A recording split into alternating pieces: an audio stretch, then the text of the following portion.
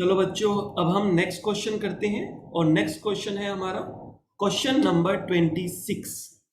Question number 26 में क्या कह रहा है एक बार रीड कर लेते हैं। क्वेश्चन नंबर 26 में कह रहा है Camel Limited has been incorporated with authorised capital of ₹3 lakh. जब कैमल लिमिटेड इनकॉर्पोरेटेड हुई थी तब उसकी जो मैक्सिमम कैपिटल थी, जो ऑथराइज्ड कैपिटल थी बच्चे, वो थी 3 लाख रुपीस। और 3 लाख रुपीस को हमने कितने नंबर ऑफ शेयर्स में डिवाइड किया?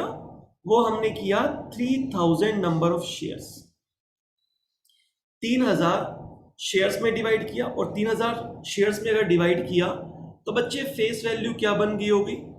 फेस वैल्यू बन गई होगी 100 रुपीज। 3000 को अगर मैं 100 से मल्टीप्लाई करूं तो मेरे पास 3 लाख रुपीस कैपिटल हो जाती है। आगे रीड करते हैं। It offers 2500। वैसे तो कंपनी के पास 3000 शेयर्स है बच्चे, टोटल 3000 शेयर्स कंपनी इशू कर सकती है, but for the time being हमें उतने फंड्स की रिक्वायरमेंट नहीं है, हमें अभी कम फंड्स की रिक्वायरमेंट है। तो इसीलिए सिर्फ 2500 शेयर्स ही कंपनी ने इशू किए हैं of its shares at a premium of ₹10 पर शेयर। और जो हम अपने शेयर्स इशू करेंगे वो हम प्रीमियम पर इशू करेंगे। फेस वैल्यू बच्चे 100 रुपीज है, इसमें प्रीमियम 10 रुपए का कंपनी और लेगी। कंपनी की रेपुटेशन, गुडविल अच्छी है मार्केट में, कंपनी को पता है मेरे शेयर्स ओवर सब्सक्राइब्ड होंगे, कंपनी को पता है कि जो भी प्रपोज इन्वेस्टर हैं वो इस कंपनी में पैसा लगाने के लिए इंटरेस्टेड हैं, तो वो महंगा शेयर भी परचेज करेंगे क्योंकि उनको कंपनी से अच्छे रिटर्न्स मिलने वाले हैं। तो 10 रुपए का प्रीमियम टोटल कंपनी जिसको भी शेयर अलॉट करेगी उससे 110 रुपए टोटल रिकवर करेगी ऑन द फॉलोइंग कंडीशंस। और ये जो 100 रुपए हैं और 10 रुपए प्रीमियम के लिए हैं उसका आगे बाइफर्केशन डिटेल्स बता दी हैं कि 20 रुपीज एप्लीकेशन पे, अलॉटमेंट पे 30 rupees, first and final call पे 50 रुपीज। तो बच्चे इसका अगर हम टोटल करेंगे तो ये होता है 100 रुपीज। ये तो होगी फेस वैल्यू। तो प्रीमियम कौन सी इंस्टॉलमेंट पर है? या तो बच्चे क्वेश्चन में स्पेसिफिक बताएगा कि 10 रुपए का प्रीमियम एप्लीकेशन पर है, या ये अलॉटमेंट पर है, या ये फर्स्ट एंड फाइनल कॉल पर है, या फिर ऐसा भी हो सकता है कि ये 10 रुपए का जो प्रीमियम है वो एक इंस्टॉलमेंट पे ही नहीं, एक से ज्यादा इंस्टॉलमेंट पर भी हो, यानी कि 5 रुपीज एप्लीकेशन पे, 5 रुपीज अलॉटमेंट पे, ऐसी पॉसिबिलिटी भी है। अगर क्वेश्चन में स्पेसिफिकली नहीं बता रहा कि ये प्रीमियम किस पर है तो हमारे जो बेस्ट अजम्पशन है वो हम ये मानेंगे कि प्रीमियम ऑलवेज अलॉटमेंट पे रहेगा। तो हम यहां पर प्रीमियम के 10 रुपए चार्ज कर लेंगे कि जिनको शेयर्स अलॉट करेंगे वहां तो प्रीमियम लेना ही लेना है। क्लियर? तो हम जब क्वेश्चन में स्पेसिफिकली नहीं बताया कि प्रीमियम कौन सी इंस्टॉलमेंट पे है तो हम ये मान लेंगे कि वो जो प्रीमियम है वो अलॉटमेंट पर है, अलॉटमेंट मनी के साथ प्रीमियम मांगा जाएगा। आगे कहा company received applications for ₹4000 shares. बच्चे देखो, एप्लीकेशन जो रिसीव हो गई हैं वो हो गई हैं 4000 शेयर्स की। कंपनी को पहले ही पता था उनका शेयर्स ओवर सब्सक्राइब्ड होने वाला है, प्रीमियम जनरली उसी केस में होगा, राइट?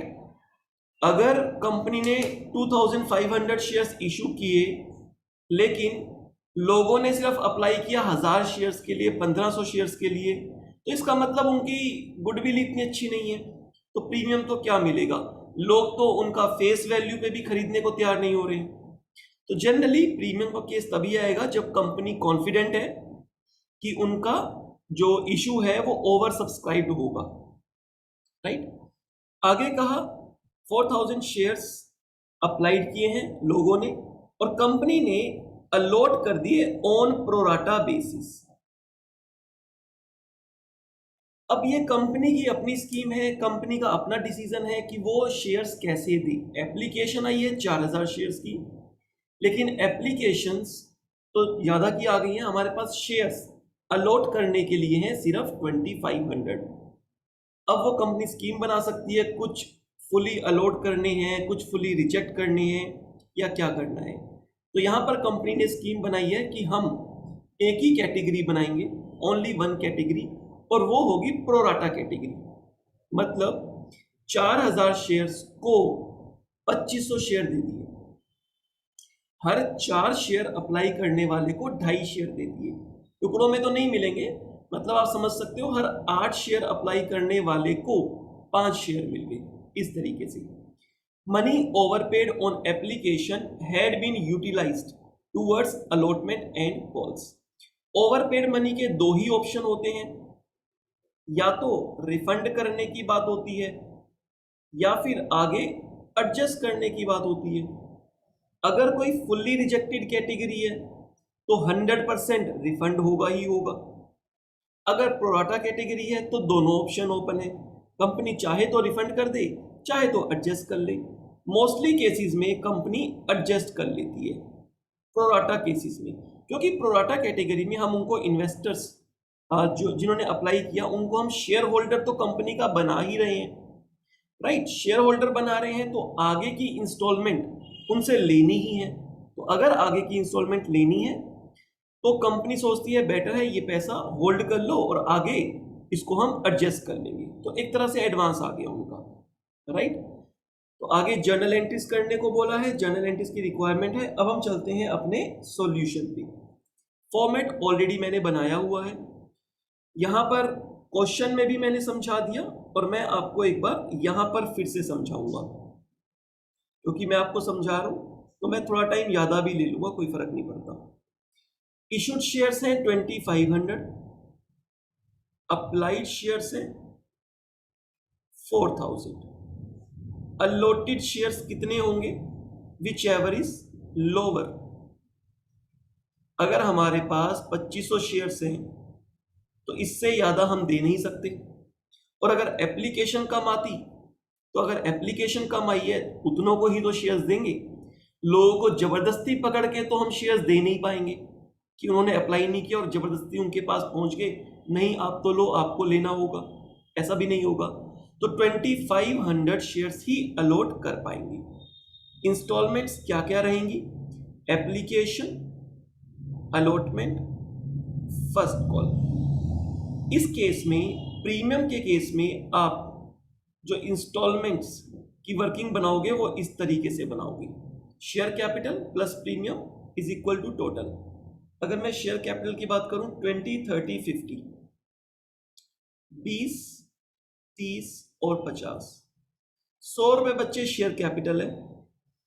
हमारी जो फेस वैल्यू है वो 100 रुपीज़ है। प्रीमियम एप्लीकेशन पे नहीं है, फर्स्ट कॉल पे नहीं है, इस क्वेश्चन में बताया नहीं था, लेकिन हमने मान लिया है। जब भी क्वेश्चन में नहीं बताएगा तो हमें अलॉटमेंट पर ही मानना है। ये हो गया बच्चे टोटल 110 रुपीज़, और हमारी यहाँ पर इक्वेशन भी वेरीफाई हो गई है, 100 प्लस 10 इज इक्वल टू 110। आगे एक बात और कर लेते हैं कि 4000 शेयर्स के लिए जो अप्लाई किया है उनको हम देंगे बच्चे 2500 शेयर्स। तो एक ही कैटेगरी बन रही है बस। पहले हमने कुछ क्वेश्चंस देखे, वहां पे 3-3 कैटेगरी तो मिनिमम बन ही रही थी, यहाँ पे सिर्फ एक ही कैटेगरी बन रही है, और वो कैटेगरी है बच्चे प्रोराटा कैटेगरी। प्रोराटा कैटेगरी, जब ज्यादा शेयर्स लोगों ने अप्लाई किए होते हैं और उन ग्रुप्स को हम कम शेयर्स दे रहे होते हैं तो उन्हें कहते हैं प्रोराटा कैटेगरी, राइट। इस केस में डेफिनेटली कुछ शेयर्स तो रिजेक्ट हुए ही होंगे। अगर 4000 शेयर्स के लिए अप्लाई किया और हमने उनको 2500 शेयर्स दिए हैं तो बच्चे 1500 शेयर रिजेक्ट हुए ही होंगे डेफिनेटली। और अगर 1500 शेयर्स रिजेक्ट हुए हैं तो क्या आप उसकी एक्सेस मनी निकाल सकते हो? यस। जब इन्होंने अप्लाई किया होगा तो एप्लीकेशन मनी दी होगी। एप्लीकेशन मनी है बच्चे 20 रुपीज, तो 20 रुपीज ईच शेयर पर अगर आया है और 1500 शेयर्स रिजेक्ट हो रहे हैं, तो 1500 शेयर्स पर 20 रुपीज के हिसाब से 30,000 रुपीज हो गई एक्सेस मनी। एक्सेस मनी का क्या करें, रिफंड करें या आगे एडजस्ट करें? क्वेश्चन में बता दिया था कि इसको आगे एडजस्ट कर लो। प्रोराटा कैटेगरी में हमारे पास दोनों ऑप्शंस ओपन है, क्वेश्चन में कहा आगे एडजस्ट कर लो। तो पहले हम कहां एडजस्ट करें? पहले अलॉटमेंट पे एडजस्ट करेंगे।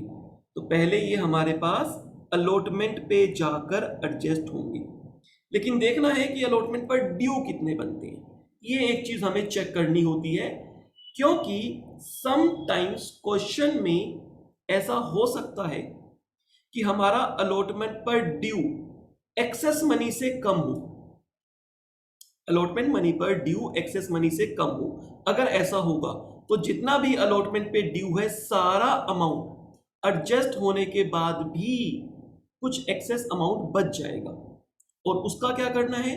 उसका आगे चल के फर्स्ट कॉल पे एडजस्ट करना है, अगर क्वेश्चन में कहता है तो। इस क्वेश्चन में कहा है अलॉटमेंट और कॉल्स पर एडजस्ट कर सकते हैं। अगर क्वेश्चन में कहेगा ओनली अलॉटमेंट तक एडजस्ट करना है और हमारा एक्सेस मनी इतना है कि अलॉटमेंट पे एडजस्ट करने के बाद भी कुछ बच जाता है, तो वो क्या करना होगा? वो रिफंड करना होगा।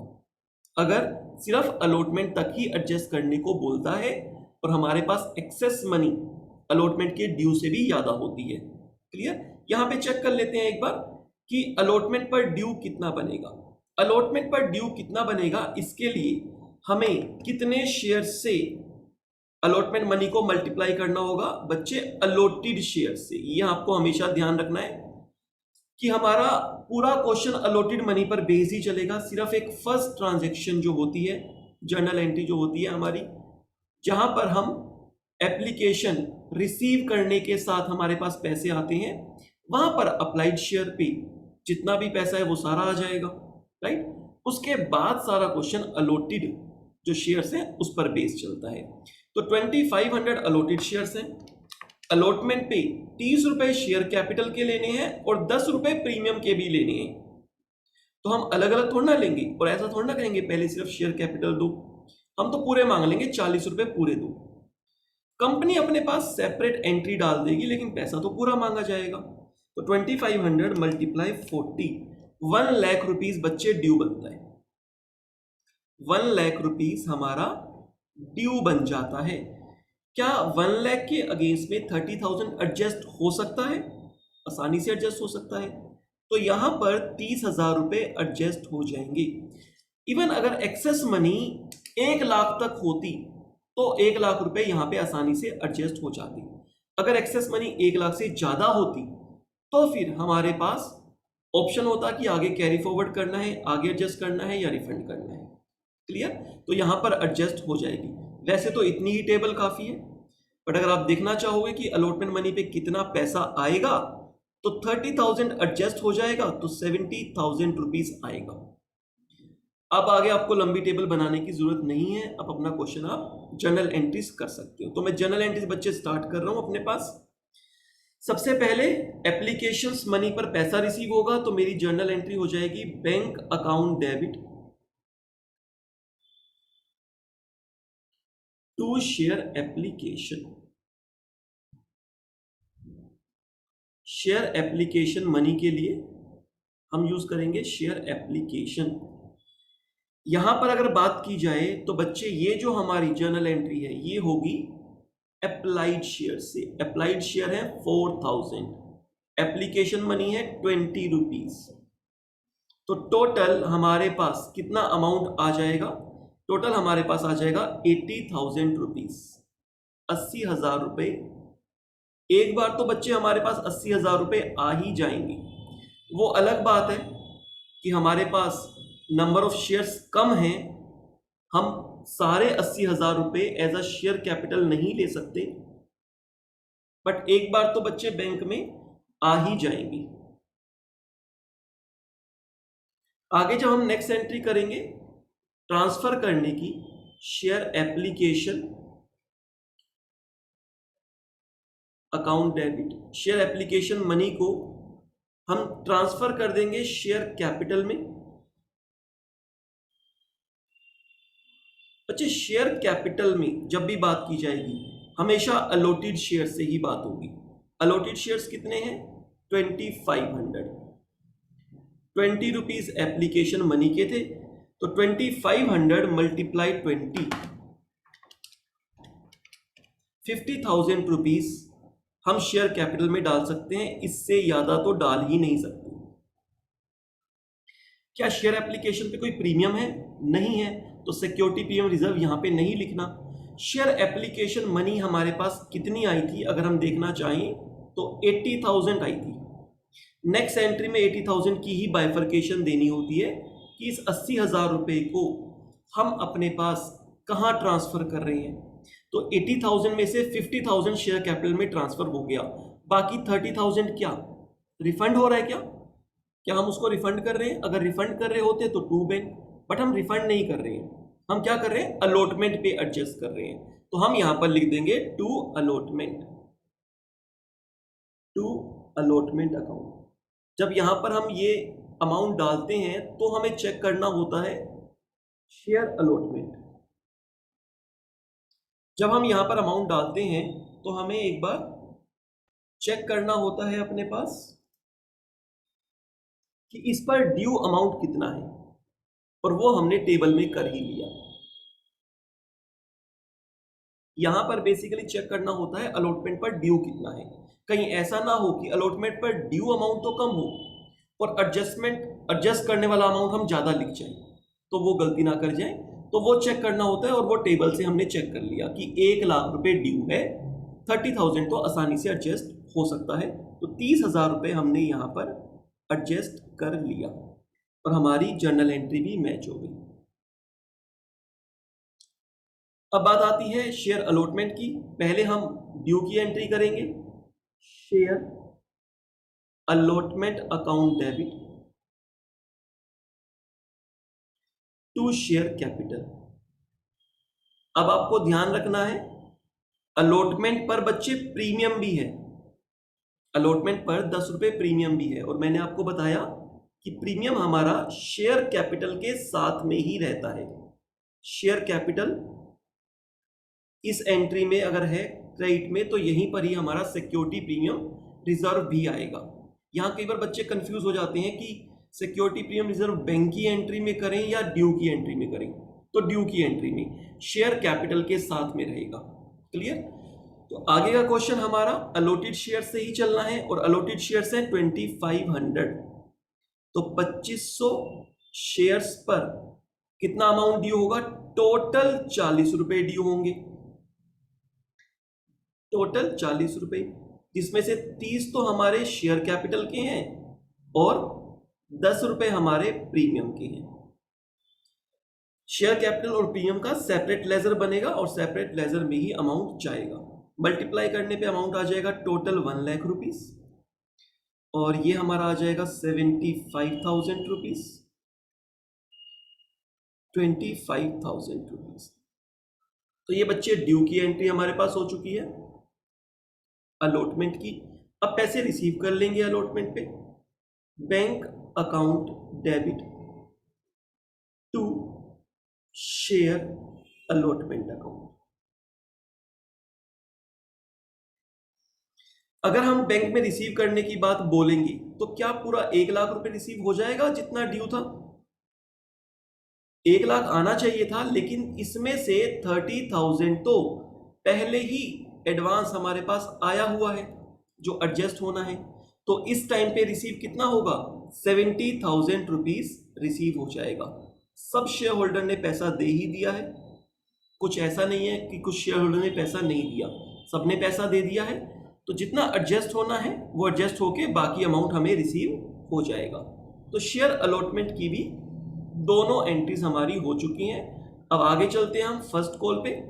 फर्स्ट कॉल पहले ड्यू कर लेते हैं। ड्यू करने की एंट्री हो जाएगी share first and final call account debit. ये हमारी फाइनल कॉल भी बन जाएगी टू शेयर कैपिटल। इसमें अब हमें कोई डाउट ही नहीं होना चाहिए कि आगे का हमारा क्वेश्चन 2500 शेयर से चलेगा। अलॉटेड शेयर से चलेगा, इसमें कोई डाउट नहीं होना चाहिए।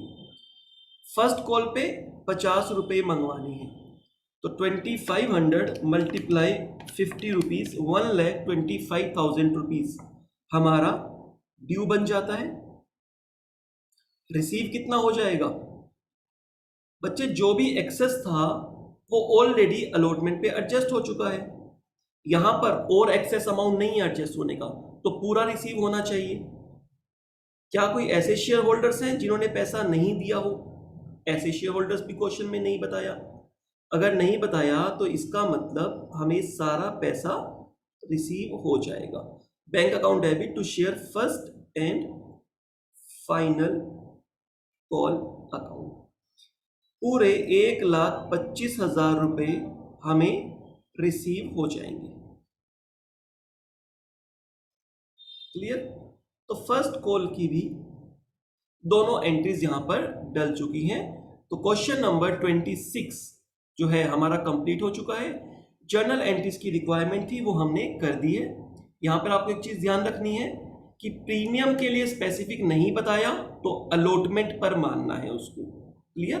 और प्रोराटा कैटेगरी के अंदर हमारे पास जो भी अमाउंट एक्सेस आएगा वो एक्सेस अमाउंट चेक कर लेना है कि उसकी एडजस्टमेंट कैसे बताई है। क्लियर? उसकी एडजस्टमेंट करते हुए आपको एक चीज ध्यान रखनी है, अलॉटमेंट पर ड्यू अमाउंट कितना है, बस ये चेक कर लेना है। अगर अलॉटमेंट पर ड्यू अमाउंट ज्यादा है, एक्सेस मनी आसानी से एडजस्ट हो सकती है, फिर कोई प्रॉब्लम नहीं है। क्लियर? चलो क्वेश्चन नंबर 26 हमारा यहां पर कंप्लीट हो जाता है।